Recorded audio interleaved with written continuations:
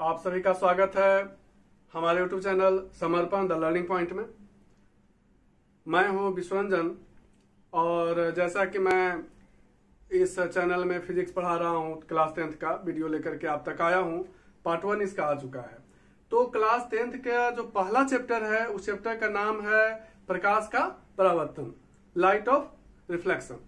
तो यहाँ पे जो लाइट ऑफ रिफ्लेक्शन का फर्स्ट पार्ट हम लोग पढ़े थे उसमें बहुत सारी चीजों पर बातचीत की गई थी। जैसे सबसे पहला क्या है कि लाइट क्या है ना, सोर्सेस ऑफ लाइट क्या है, प्रदीप्त वस्तुएं, अप्रदीप्त वस्तुएं, प्रकीर्णन और प्रकाश का किरण और समानांतर पुंज, प्रकाश पुंज, प्रकाश के परावर्तन के नियम क्या होते हैं। उसके बाद हम लोग बात किए थे कि कितने नियम होते हैं और उन नियमों के बारे में पढ़ा गया था। तो इस तरह से बहुत सारी चीजों पर बातचीत की गई थी। आज इस वीडियो में हम लोग उससे आगे के टॉपिक पर विचार करेंगे, उसके आगे के टॉपिक पर पढ़ेंगे। लेकिन जैसा कि पहले बताया गया था कि किसी प्रकार की कोई दिक्कत हो तो आप हमारा टेलीग्राम चैनल समर्पण द लर्निंग पॉइंट का टेलीग्राम चैनल आप ज्वाइन कर सकते हैं और उसमें आप अपना क्वेरी पूछ सकते हैं। बहुत सारे लोगों ने पूछा भी है, उनका जवाब भी दिया गया है। तो जो लोगों को कोई दिक्कत होगा इस वीडियो में आप वहां पर ज्वाइन कर सकते हैं। नीचे टेलीग्राम का लिंक दिया हुआ है। इसके अलावा पार्ट 1 का वीडियो जो नहीं देख पाए हैं, जो नए ज्वाइन किए हैं, वो पार्ट 1 का वीडियो का लिंक भी इसमें दिया हुआ है। इस वीडियो के डिस्क्रिप्शन में आप जाकर के वहां भी इसके पार्ट 1 का वीडियो देख सकते हैं। तो चलिए हम पार्ट 1 से आगे का बात करते हैं इस वीडियो पार्ट 2 में कि अब प्रकाश का परावर्तन, लाइट ऑफ रिफ्लेक्शन का और कौन कौन से टॉपिक हैं इसमें। चलिए शुरू करते हैं। तो जैसा कि आप देख रहे हैं, हम लोग अब बात करेंगे प्रतिबिंब, इमेज के बारे में कि इमेज क्या होता है, इसके बारे में बात करेंगे। इमेज के बारे में, प्रतिबिंब के बारे में। तो किसी भी बिंदु स्रोत से आती हुई प्रकाश की किरणें, है ना, किसी भी जगह से आती हुई प्रकाश की किरणें दर्पण से परावर्तन के बाद, कहां से? दर्पण से, मिरर से रिफ्लेक्शन के बाद जिस बिंदु पर मिलती है या मिलती हुई प्रतीत होती है। अब कैसे मिलती है, कैसे मिलती हुई प्रतीत होती है, इस पे हम लोग आगे की क्लास में बात करेंगे, इसी कंटिन्यू करेंगे इसको भी। तो मिलती है या मिलती हुई प्रतीत होती है, उसे हम लोग प्रतिबिंब कहते हैं, है ना। उसे क्या कहते हैं? प्रतिबिंब कहते हैं। उस बिंदु को प्रतिबिंब कहा जाता है। देखिए फिर से एक बात करते हैं कि किसी बिंदु स्रोत से आ रही प्रकाश की किरणें दर्पण से परावर्तन के बाद जिस बिंदु पर मिलती है या मिलती हुई प्रतीत होती है। अब होता क्या है जी कि जब वास्तविक में मिलेगी ना तो उसे वास्तविक प्रतिबिंब बनेगा, और जब मिलती हुई प्रतीत होगा ना तो उसे काल्पनिक प्रतिबिंब कहते हैं, है ना, वर्चुअल इमेज। और जब वास्तविक में मिलेगा तो उसे हम लोग रियल इमेज कहेंगे। इसको हम लोग फिगर के माध्यम से बात कर लेंगे। अभी कोई भी कुछ लिखेंगे नहीं, हमारे बातों को सुनेंगे। कोई भी अभी कुछ लिखने का जरूरत नहीं है, बाद में इसको व्यवस्था किया जाएगा, लिखने का भी, नोट्स भी प्रोवाइड करवाया जाएगा। कुछ नहीं, अभी हमारे बातों को सुनिए। 2-3 बार रिपीट मैं बार बार कर रहा हूं ताकि आप सुने बार बार और आपको याद हो जाए। तो जब वास्तविक रूप से मिलेगा तो उसे वास्तविक प्रतिबिंब बनेगा, और जब मिलते हुए प्रतीत होगा तो उसे काल्पनिक प्रतिबिंब या आभासी प्रतिबिंब भी उसे कहेंगे, वर्चुअल इमेज बनेगा। तो प्रतिबिंब के कितने प्रकार हो गए? वास्तविक प्रतिबिंब, रियल इमेज, और आभासी प्रतिबिंब, वर्चुअल इमेज। इसे काल्पनिक प्रतिबिंब भी कहा जाता है। आभासी प्रतिबिंब को काल्पनिक प्रतिबिंब भी कहा जाता है, अर्थात कि वर्चुअल इमेज। तो देखिए थोड़ा इस पर फिर से बात करते हैं एक बार कि किसी भी दर्पण से परावर्तन के बाद जब प्रकाश की किरणें किसी बिंदु पर वास्तविक रूप से मिलेगी तो कौन सा प्रतिबिंब बनेगा? वास्तविक प्रतिबिंब। और किसी भी दर्पण से परावर्तन के बाद जब प्रकाश की किरणें मिलती हुई प्रतीत होगी, है ना, तो उसे हम लोग आभासी प्रतिबिंब कहेंगे, वर्चुअल इमेज कहेंगे। अब हम लोग बात करते हैं समतल दर्पण, प्लेन मिरर का। देखिए ये जो भी अभी बात किया गया इसको हम लोग वेन डायग्राम के माध्यम से पूरे डिटेल में पढ़ेंगे। अभी आपको सिर्फ एक टर्मिनोलॉजी में बताया हूं, डिफिनेशन बताया हूं।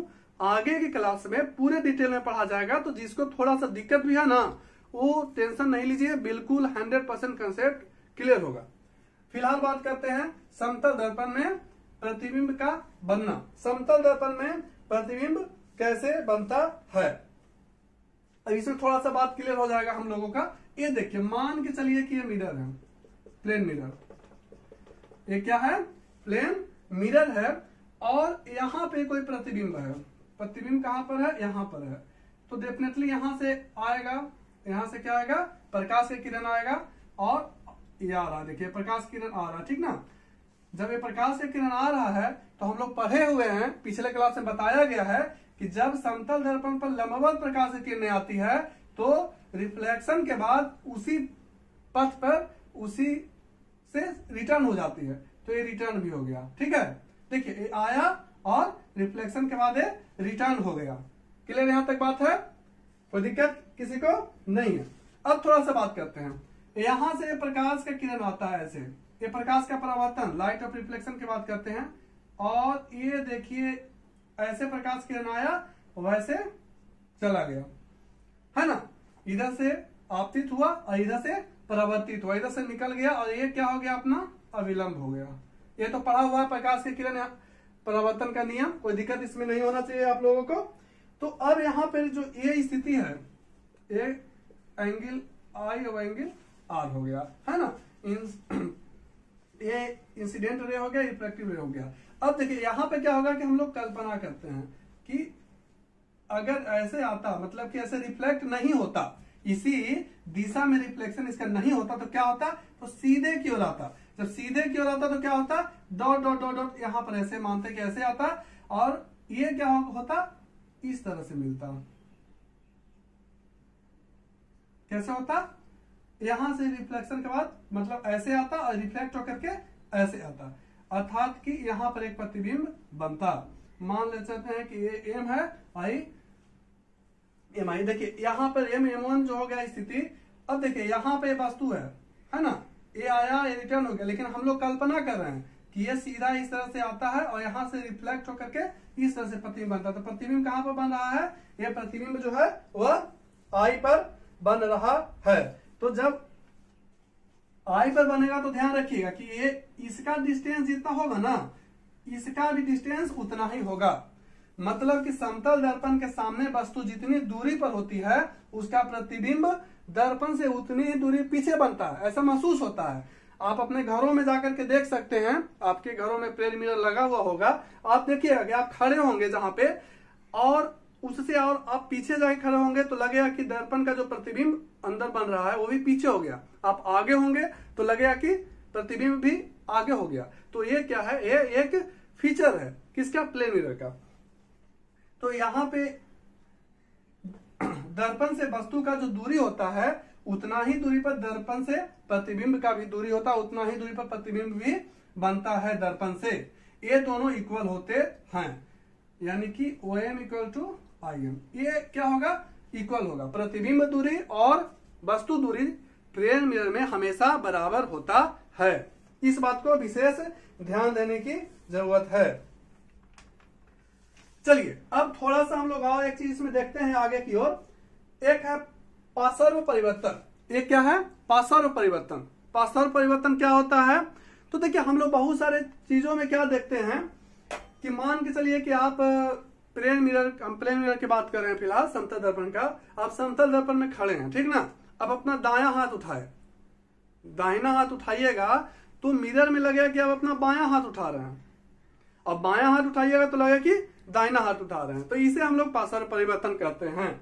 जैसे कि बहुत सारे मिरर में क्या होता है कि मान के चलिए कि P मिरर में ऐसे लिखे, ये मान के चलिए कि क्या है, मिरर है। अब यहां पर आप P लिख दिए, क्या लिखे, P। इसका जो प्रतिबिंब बनेगा ना वो ऐसे बनेगा, जस्ट उलट जाएगा, उल्टा नहीं हुआ। अगर उल्टा कब होता, उल्टा कब होता, जब ऐसा बनता, इसका प्रतिबिंब ऐसा बनता तब उल्टा होता, लेकिन ये उल्टा नहीं हुआ है, ये पार्श्व परिवर्तन हो गया है। मतलब कि लेफ्ट का राइट और राइट का लेफ्ट हुआ है, तो उसे हम लोग बोलते हैं पार्श्व परिवर्तन। कौन सा परिवर्तन बोलते हैं, पार्श्व परिवर्तन। क्लियर है, चलिए कोई दिक्कत नहीं ना है। हम लोग आगे की ओर चलते हैं। समतल दर्पण की विशेषताएं, समतल दर्पण की विशेषताएं, प्लेन मिरर्स का साइलेंट फीचर क्या क्या होता है उस पर हम लोग विचार करते हैं। क्योंकि जो बोर्ड एग्जाम है उसमें ये जो भी डिस्कशन हो रहा है, जो भी पॉइंट, क्योंकि हम चैप्टर का पूरा एक एक छोटे से छोटे पॉइंट को, छोटे से छोटे टॉपिक को डिस्कस कर रहे हैं और बिल्कुल धीरे धीरे स्लोली चल रहे हैं। क्यों? क्योंकि हम चाहते हैं कि किसी भी टॉपिक को छोड़ा नहीं जाए, किसी भी टॉपिक गलती से भी नहीं छूटे, ताकि हम जब एग्जाम में क्वेश्चन आए तो उसे छोड़ करके नहीं आए, हम बना करके आए, है ना। तो इसलिए धीरे धीरे चल रहे हैं। तो ये हम लोग पार्श्व परिवर्तन पर बात किए थे। अब हम लोग आगे की ओर बात करेंगे समतल दर्पण की विशेषताएं। समतल दर्पण की विशेषताएं क्या क्या होता है, समतल दर्पण की विशेषताएं। तो देखिए, सबसे पहला विशेषता क्या हो गया जी कि समतल दर्पण है, समतल दर्पण में प्लेन मिरर है। तो समतल दर्पण में जो प्रतिबिंब दर्पण से जो वस्तु का जितना दूरी होगा उतना ही दूरी दर्पण से प्रतिबिंब का होगा। यानी कि समतल दर्पण में वस्तु दूरी और प्रतिबिंब दूरी हमेशा बराबर होता है। हमेशा कैसा होता है? बराबर होता है समतल दर्पण में, प्लेन मिरर में। दूसरा चीज है कि जो दर्पण का जो प्रतिबिंब बनता है, दर्पण में जो वस्तु का प्रतिबिंब बनता है वो हमेशा दर्पण के पीछे बनता है ना। आप जब मिरर के सामने खड़े होते हैं तो मिरर में आपका प्रतिबिंब दिखता है, नहीं कि मिरर के बाहर प्रतिबिंब दिखता है। अर्थात कि हमेशा दर्पण के पीछे बनता है। प्लेन मिरर का जो प्रतिबिंब होता है, समतल दर्पण का इमेज, वो हमेशा दर्पण के पीछे बनता है। और जितना आप समतल दर्पण से वस्तु का दूरी होगा उतना ही दर्पण से प्रतिबिंब का भी दूरी होगा। ये दो पॉइंट है, ध्यान रखिएगा। उसके बाद कहता है कि प्रतिबिंब का जो आकार होता है वह वस्तु के आकार का बराबर होता है। प्रतिबिंब का आकार कैसा होता है? वस्तु के आकार का बराबर होता है। उसके बाद सीधा बनता है ना। उसके बाद कैसा बनता है? सीधा बनता है। प्लेन मिरर में जो प्रतिबिंब बनता है वो सीधा बनता है। मतलब आप खड़े हैं तो आपका जैसे जिस पोजीशन में आप खड़े हैं उसी पोजीशन में आपका प्रतिबिंब बनाएगा। ऐसा नहीं होगा कि आपका माथा, सर ऊपर है तो सर आपका नीचे हो जाएगा, पैर आपका नीचे है तो पैर ऊपर हो जाएगा। ऐसा प्रतिबिंब नहीं बनाता समतल दर्पण। आप जिस पोजीशन में खड़े हैं उसी पोजीशन में आपका प्रतिबिंब बनाता है। अर्थात कि प्लेन मिरर में जो इमेज बनता है वो सीधा बनता है। और इसे पर्दे पर प्राप्त नहीं किया जाता। इसे पर्दे पर प्राप्त नहीं किया जा सकता। क्यों नहीं किया जा सकता? क्योंकि यह काल्पनिक प्रतिबिंब है, आभासी प्रतिबिंब है, वर्चुअल इमेज है। तो वर्चुअल इमेज को कभी भी हम लोग पर्दे पर प्राप्त नहीं कर सकते हैं। किसी भी स्थिति में पर्दे पर प्राप्त वर्चुअल इमेज को नहीं किया जाएगा। इस बात को ध्यान रखना है। तो इसे पर्दे पर प्राप्त नहीं किया जाएगा। और यह कैसा प्रतिबिंब होता है? तो काल्पनिक आभासी प्रतिबिंब होता है। और साथ ही साथ हम लोग जस्ट ये बात की है कि समतल दर्पण में पार्श्विक रूप से उल्टा बनता है प्रतिबिंब। कैसा बनता है? पार्श्विक परिवर्तन होता है तो पार्श्विक रूप से उल्टा बनता है। मतलब लेफ्ट राइट दिखेगा और राइट लेफ्ट दिखेगा। तो ये जो बातें थी वो समतल दर्पण की विशेषताएं थी। जिसे समझ में नहीं आया होगा फिर से एक बार वीडियो को थोड़ा पीछे करके इसे फिर से एक बार देखिएगा तो आपको क्लियर हो जाएगा। मैं आशा करता हूं कि जो भी चीजें हैं वो मैं बताते चल रहा हूं। अगर कोई दिक्कत है तो आप हमारे कमेंट बॉक्स में कमेंट कर सकते हो, या फिर टेलीग्राम चैनल पे जाकर के वहां अपना कमेंट कीजिए, वहां भी समाधान देने का कोशिश किया जाएगा। अब हम लोग इसके आगे चलते हैं। थोड़ा सा ध्यान से इसको देखिए। आगे चलिए एक बार फिर से रिवीजन कर लेते हैं थोड़ा सा स्लोली। वास्तविक प्रतिबिंब किसे कहते हैं? जिसे वास्तविक रूप से जो परावर्तन के बाद किरणें जब मिलती है उसे हम लोग वास्तविक प्रतिबिंब कहते हैं। और वास्तविक प्रतिबिंब जो होता है वो कैसा होता है जी? पर्दे पर प्राप्त किया जा सकता है। वास्तविक प्रतिबिंब कैसा होता है? पर्दे पर प्राप्त किया जा सकता है और वस्तु की अपेक्षा हमेशा उल्टा होगा। ध्यान देना है, वास्तविक प्रतिबिंब वस्तु की अपेक्षा हमेशा उल्टा होता है। इसे हम लोग पर्दे पर प्राप्त कर सकते हैं। और आभासी प्रतिबिंब वर्चुअल इमेज क्या हो गया कि जो परावर्तन के बाद जब किरणें मिलती हुई प्रतीत होती है, इस तरह से जब मिलती हुई प्रतीत होगी, है ना, मिल रहा है, प्रतीत हो रहा है, डायरेक्ट नहीं मिल रहा। तो मिलती हुई जब प्रतीत होगी तो वहां पर जो प्रतिबिंब बनेगा वह कैसा प्रतिबिंब बनेगा? तो आभासी प्रतिबिंब वर्चुअल इमेज बनेगा। और वर्चुअल इमेज को कभी भी पर्दे पर प्राप्त नहीं किया जा सकता है। स्क्रीन पर कभी भी इसे ऑब्टेन नहीं किया जा सकता है और यह हमेशा सीधा होता है। वास्तविक प्रतिबिंब कैसा होता है? वस्तु की अपेक्षा हमेशा कैसा होता है? तो सीधा होता है। बाकी हम लोग पार्श्व परिवर्तन जस्ट ही बात कर लिए। कैसा? तो इसका ऐसा, मतलब कि लेफ्ट का राइट, राइट का लेफ्ट होता है। और समतल दर्पण की विशेषताएं तो बात कर ही चुके हैं कि काल्पनिक प्रतिबिंब बनता है भाई, पार्श्विक परिवर्तन होता है, पर्दे में प्राप्त नहीं किया सकता है, वस्तु की अपेक्षा सीधा होता है ना, वस्तु की अपेक्षा सीधा होता है, जितना आगे बनेगा वस्तु रहेगा उतना ही उसका प्रतिबिंब पीछे बनेगा, और दर्पण के पीछे हमेशा प्रतिबिंब बनता है, आभासी प्रतिबिंब बनता है। तो ये जो चीजें थी वो हम लोग सब बात कर चुके हैं। समतल दर्पण कैसे प्रतिबिंब बनता है वो आप लोगों को समतल दर्पण में प्रतिबिंब का बनना आप लोगों को इस फिगर के माध्यम से बता दिया गया है। तो अब हम लोग आगे चलते हैं। जो बातें थी वो अभी प्लेन मिरर का था, है ना, समतल दर्पण का था। अब हम लोग बात करते हैं फिलहाल कि इसके अलावा, प्लेन मिरर के अलावा भी बहुत सारे मिरर होते हैं, तो उस पर बात करते हैं। अर्थात कि वक्र सतह से, है ना, कर्व टाइप का जो मिरर आता है उसमें हम लोग कैसे परावर्तन करेंगे, रिफ्लेक्शन करेंगे। तो उस स्थिति में स्फेरिकल मिरर, यहां पर बात करते हैं स्फेरिकल मिरर पर। गोलीय दर्पण, गोलीय दर्पण क्या होता है? तो गोलीय दर्पण उस खोखले गोले के भाग को कहते हैं, होलोस्फेयर को कहते हैं। गोलीय दर्पण उस खोखले गोले अर्थात के होलोस्फेयर का एक भाग होता है। क्या क्या होता है? एक भाग होता है जिससे प्रकाश की किरणें परावर्तित होती है, जिससे प्रकाश की किरणें परावर्तित होती है। फिर से एक बार कहते हैं, गोलीय दर्पण उस दर्पण को कहते हैं जिसकी परावर्तक सतह किसी खोखले गोले का भाग होता है, होलोस्फेयर होता है। यह जो होती है वो प्रायः कांच की होती है। क्या होती है? कांच की होती है और सिल्वर कोटेड होता है या हाईली पॉलिश्ड होता है। हाईली पॉलिश्ड होता है या सिल्वर कोटेड होता है। तो हम लोग उसे कहते हैं क्या? गोलीय दर्पण। गोलीय दर्पण। थोड़ा सा बात करते हैं इस पे, देखिए ठीक है, समझने की कोशिश कीजिए।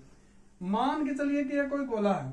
अब गोला कैसे, हम लोग प्लास्टिक का बॉल देखे हैं ना, प्लास्टिक के बॉल से जो क्रिकेट लोग खेलते हैं तो कैसा होता है? खोखला होता है अंदर से, अंदर से सॉलिड नहीं होता है, वो कैसा होता है? खोखला होता है। तो इसको हम लोग मान के चलिए खोखला है, तो इसको हम लोग क्या किए? हटा दिए। देखिए ये जो है वह गोलीय दर्पण हो गया। क्या हो गया? गोलीय दर्पण हो गया। यह गोलीय दर्पण हो गया है, तो इसे हम लोग गोलीय दर्पण करेंगे। अब यहाँ पर हाईली पॉलिश होगा।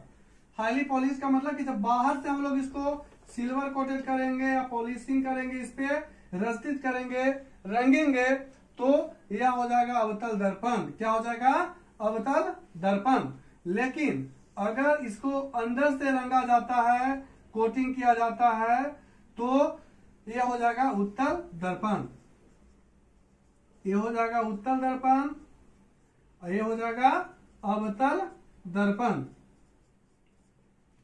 जब किसी खोखले गोले को उसके बाहरी सतह को सिल्वर कोटेड या पॉलिश्ड या रंगा जाता है, रंजित किया जाता है, तो उसे हम लोग बोलते हैं अवतल दर्पण। कौन? केव मिरर। कौन सा मिरर कहते हैं? कौन? केव मिरर। कौन? केव मिरर हो गया। ये कॉनकेव मिरर हो गया। कब? जब इसका बाहरी सतह को रंगा जाएगा, पॉलिश किया जाएगा तब। और जब किसी खोखले गोले के भीतरी सतह को रंगा जाता है या पॉलिश किया जाता है, तो वह होता है उत्तल दर्पण। Convex mirror. कौन सा मिरर होता है? Convex mirror. अंदर से जब होगा तो कॉन्वेक्स मिरर, और जब बाहर से रंगेंगे तो कॉनकेव मिरर। बिल्कुल यह ध्यान रखने की जरूरत है। तो गोलीय दर्पण क्या होता है, स्फेरिकल मिरर वो हम लोग समझ गए, कॉनकेव मिरर अर्थात कि अवतल दर्पण क्या होता है वो समझ गए, और कॉन्वेक्स मिरर अर्थात कि उत्तल दर्पण क्या होता है वो समझ गए, है ना।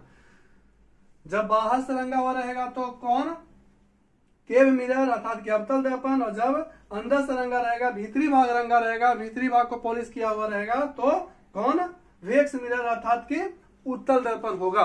अब हम लोग इसके आगे चलते हैं। गोलीय दर्पण अर्थात कि स्फेरिकल मिरर से जो संबंधित विभिन्न पद हैं, टर्मोलॉजी पर बात करते हैं। अब देखिए हम लोग जब वेन डायग्राम सीखेंगे, है ना, कि प्रतिबिंब कैसे कैसे बनता है, कहां पर पोजीशन होगा वस्तु का, तो उसका प्रतिबिंब कहां पर बनेगा, तो उसके लिए हम लोग वेन डायग्राम के माध्यम से सीखना होगा। और वेन डायग्राम सीखने के लिए हम लोगों को कुछ टर्मिनोलॉजी जानना अति आवश्यक है। बिना टर्मिनोलॉजी के हम लोग आगे नहीं बढ़ सकते हैं। तो ये जो है उसका हम लोग थोड़ा सा टर्मिनोलॉजी पर बात करते हैं। चलिए ये फिगर को इसी तरह से रखते हैं, इसी को समझने की जरूरत है। मान के चलिए कि यह कोई गोला है, या क्या है, गोला है ना। तो इसी को हम लोग आगे कंटिन्यू करेंगे समझने के लिए। इधर देखिए उत्तल दर्पण हो गया, इधर अवतल दर्पण हो गया, ये ध्यान रखिएगा। किसी भी खोखले गोले के मध्य भाग को, खोखले गोले के मध्य भाग को हम लोग ध्रुव के नाम से जानते हैं। इसको पोल कहा जाता है। तो इसका मध्य भाग कहाँ होगा जी, ये होगा। मतलब इधर से भी इतना दूरी और इधर से भी इतना दूरी बराबर। किसी भी खोखले गोले के मध्य भाग को हम लोग क्या कहेंगे, पोल कहेंगे। इसको पी से सूचित करेंगे। किसी भी गोलीय दर्पण के मध्य भाग को, मिडिल सेंटर को, स्फेरिकल मिरर के मिडिल सेंटर को हम लोग पोल के नाम से जानते हैं, ध्रुव के नाम से जानते हैं। इसे पी के द्वारा सूचित किया जाता है। चलिए अब आगे क्यों चलते हैं। आगे क्या है, सेंटर ऑफ कर्वेचर है, अर्थात कि वक्रता केंद्र। वक्रता केंद्र किसे कहते हैं, तो गोलीय दर्पण जिस खोखले गोले का भाग होता है उसके केंद्र को हम लोग क्या कहेंगे, वक्रता केंद्र कहेंगे। गोलीय दर्पण जिस खोखले गोले का भाग होता है, ये गोलीय दर्पण है तो निश्चित तौर पे पूरा का पूरा एक भाग होगा ना। तो इसका सेंटर कहाँ होगा, सेंटर ऑफ कर्वेचर कहाँ होगा, यहाँ पर होगा, है ना। ये पॉइंट है। तो इसे हम लोग क्या कहेंगे, वक्रता केंद्र कहेंगे, सेंटर ऑफ कर्वेचर कहेंगे। ये जो स्फेरिकल मिरर जो है, स्फेरिकल मिरर के जो बीच का भाग होता है, केंद्र जो होता है, वहां हम लोग उसे सेंटर ऑफ कर्वेचर के नाम से जानते हैं। ठीक है, कोई दिक्कत। इसे किसके द्वारा सूचित किया जाता है, तो सी के द्वारा सूचित किया जाता है। इसे किसके द्वारा सूचित किया जाता है, सी के द्वारा इसे सूचित किया जाता है। अब है रेडियस ऑफ कर्वेचर, वक्रता त्रिज्या। वक्रता त्रिज्या किसे कहते हैं जी, वक्रता त्रिज्या किसे कहते हैं, चलिए जानते हैं वक्रता त्रिज्या किसे कहते हैं। तो सेंटर ऑफ कर्वेचर अर्थात की वक्रता केंद्र से पोल अर्थात की ध्रुव के बीच की दूरी को क्या कहा जाता है, वक्रता त्रिज्या कहा जाता है। यहां से यहां तक की दूरी को, यहां से यहां तक की दूरी को, डिस्टेंस को क्या कहेंगे, क्या कहेंगे, वक्रता केंद्र और ध्रुव अर्थात कि सेंटर ऑफ कर्वेचर और पोल के बीच की दूरी को क्या कहा जाएगा, तो रेडियस ऑफ कर्वेचर अर्थात कि वक्रता त्रिज्या कहा जाएगा, वक्रता त्रिज्या कहा जाएगा। ठीक है, अब हम लोग थोड़ा सा आगे चलते हैं। मुख्य अक्ष, मुख्य अक्ष यानी कि प्रिंसिपल एक्सिस किसे कहते हैं, तो जो बात हम लोग सीखे वही रहेगा, थोड़ा सा चेंज है कि वक्रता केंद्र और ध्रुव के बीच के मिलाने वाली रेखा को, ये जो रेखा आप देख रहे हैं उसे हम लोग कहेंगे मुख्य अक्ष। क्या कहेंगे, मुख्य अक्ष अर्थात कि प्रिंसिपल एक्सिस ये मुख्य अक्ष है। वक्रता केंद्र और ध्रुव को मिलाने वाली रेखा को मुख्य अक्ष कहा जाता है। वक्रता केंद्र और ध्रुव को मिलाने वाली रेखा को क्या कहा जाता है, मुख्य अक्ष कहा जाता है। ध्यान रखना थोड़ा सा, ये जो है अवतल दर्पण कॉन्वेक्स मिरर जो है, ये इसमें हम एग्जांपल बता रहे हैं। सेम टू सेम उत्तल दर्पण में भी यही होगा। उत्तल दर्पण में भी पोल यहीं पर होगा, है ना। यहाँ भी जो वक्रता केंद्र होगा, है ना, प्रिंसिपल एक्सिस यहीं पर होगा, सेंटर ऑफ कर्वेचर यहीं पर होगा। जो भी चीजें इसमें होगी वही चीजें इसमें होगी। चलिए अब थोड़ा सा और अब हम लोग आगे चलते हैं। इसके और भी विभिन्न पद हैं, उस पर थोड़ा सा बात करते हैं। ठीक है, तो वो हम लोग जो बात कर रहे थे, अब आगे चलते हैं। तो ये जो है वो फोकस, फोकस क्या होता है, फोकस क्या होता है, तो गोलीय दर्पण का फोकस उसके मुख्य अक्ष पर वह बिंदु है। कैसा बिंदु है जी, जहां पर मुख्य अक्ष के समानांतर आती किरणें दर्पण से परावर्तन के बाद मिलती है या मिलती हुई प्रतीत होती है। हम लोग देखिए इसके एग्जांपल से समझते हैं। ठीक है, से मान के चलिए यहाँ पर हम लोग सब समझ चुके हैं कौन सा दर्पण है जी, तो अवतल दर्पण है ना। यहाँ पर पोल हो गया, यहाँ पर वक्ता केंद्र हो गया, सेंटर ऑफ कर्वेचर। चलिए आगे चलते हैं। यह देखिए अब क्या है कि कोई प्रकाश का किरण आया है ना, प्रकाश का किरण आया, लाइट आया और यहां से रिफ्लेक्ट हुआ। क्या हुआ? रिफ्लेक्ट हो गया। देखिए ऐसे रिफ्लेक्ट हो गया, ठीक है। अभी आगे क्यों चला जाएगा, एक प्रकाश का किरण यहां से आया है ना, और ऐसे रिफ्लेक्ट, ऐसे आया और ऐसे रिफ्लेक्ट हुआ। कहां पर मिल रहा है? यहां पे मिल रहा है, तो सब लोग कहेंगे फोकस, है ना। किसी भी गोलीय दर्पण में, किसी भी गोलीय दर्पण में दर्पण से परावर्तन के बाद प्रकाश की किरणें मुख्य अक्ष के जिस बिंदु से गुजरती है या गुजरती हुई प्रतीत होती है ना। प्रतीत कब होगा? तो मान के चलिए कि ये उत्तल दर्पण है ना। चलिए थोड़ा सा ध्यान देते हैं। ये लाइट आया, ऐसे रिफ्लेक्ट हो गया, लाइट इधर से आया, रिफ्लेक्ट हो गया। इसके साथ ध्यान देना है कि मुख्य अक्ष के समानांतर आना चाहिए। प्रकाश से किरण कैसे आना चाहिए? मुख्य अक्ष के समानांतर आना चाहिए, तो ये रिफ्लेक्ट हो गया। लेकिन हम लोग कल्पना करते हैं कि अगर इस तरह से जाता तो कैसे जाता, तो ये यहां पर मिलता और यहां पर मिलता, तो यहां पर मुख्य फोकस हो गया। तो ये क्या हुआ? मिलते हुए प्रतीत हुई और यहां पर मिली वास्तविक रूप से। फिर से एक बार करते हैं। किसी भी गोलीय दर्पण, किसी भी गोलीय दर्पण, थोड़ा सा एक बार बार बार गोलीय दर्पण का बात आ रहा है, मैं थोड़ा सा स्पून के माध्यम से, चम्मच के माध्यम से मैं बताना चाहता हूं। देखिए गोलीय दर्पण है क्या। दरअसल ये देख रहे हैं गोलीय दर्पण क्या, ये उठा भाग है और ये गहरा भाग है, धंसा हुआ भाग है ना। तो अगर इस ओर बाहर की ओर अगर हम लोग इसको पेंट कर दें, बाहर की ओर क्या करें? पेंट कर दें, सिल्वर कोटिंग कर दें बाहर की ओर, और इधर से देखें तो एक ऐसा दर्पण हो जाएगा। बाहर से जब रहता है तो अवतल दर्पण होता है ना। कौन? केव मिरर होता है। यहां पर देख लिए। अब बाई तरफ अंदर से मान के चलिए, ये अंदर वाला भाग है, अंदर से कर दिए तो कॉन्वेक्स मिरर हो गया, है ना। कैसा हो गया? कॉन्वेक्स। ये जस्ट हम लोग जो स्पून है वो आपका गोलीय दर्पण के रूप में है। यह बाहर से कर दिए, इधर देख रहे हैं, अंदर की ओर देख रहे हैं तो हो गया अवतल दर्पण। अंदर से कर दिए, बाहर की ओर देख रहे हैं तो हो गया उत्तल दर्पण।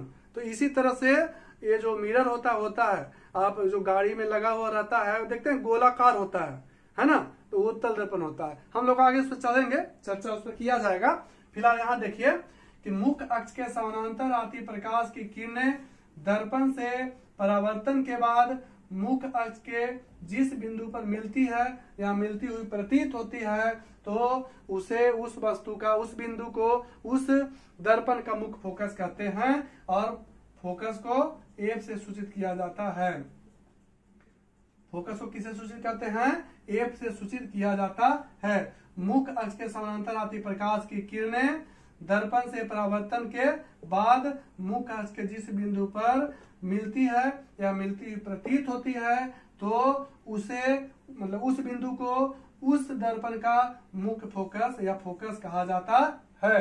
फोकस को हम लोग एफ से सूचित करते हैं। फोकस दूरी क्या हो गया? तो ध्रुव अर्थात की पोल और फोकस के बीच की दूरी को फोकस दूरी अर्थात की फोकल लेंथ कहा जाता है। क्या कहा जाता है? फोकल लेंथ कहा जाता है। देखिए थोड़ा सा विशेष ध्यान, जब भी हम लोग फोकस को सूचित करेंगे ना जी, तो कैपिटल एफ से सूचित करेंगे। जब भी किसे सूचित करेंगे?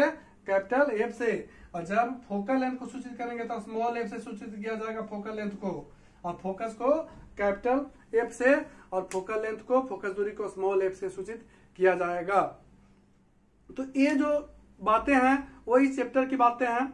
अभी और इसके आगे हम लोग चलेंगे, है ना, अगले वीडियो में। इस वीडियो में नहीं, अगले वीडियो में, क्योंकि अब अगर इस वीडियो में बताऊं तो वीडियो बहुत ज्यादा लंबा हो जाएगा। मैं नहीं चाहता हूं कि एक बार ज्यादा लंबा करने से तो बोझिल, सब्जेक्ट को बोझिल कर दूं, तो धीरे धीरे चलूंगा। और ध्यान थोड़ा सा दीजिएगा कि जो भी बातें जो पिछले वीडियो में बताया गया है और जो लोग नहीं देखे हैं वो इस वीडियो के डिस्क्रिप्शन में उसका दिया हुआ है, आप आराम से पार्ट 1 देख सकते हैं।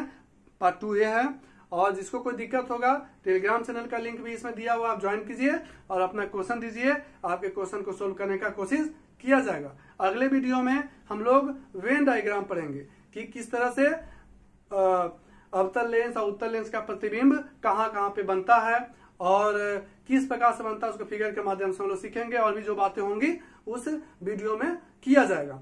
तो तब तक के लिए आप लोग पढ़ाई में जुटे रहिए। आपका बहुत बहुत धन्यवाद।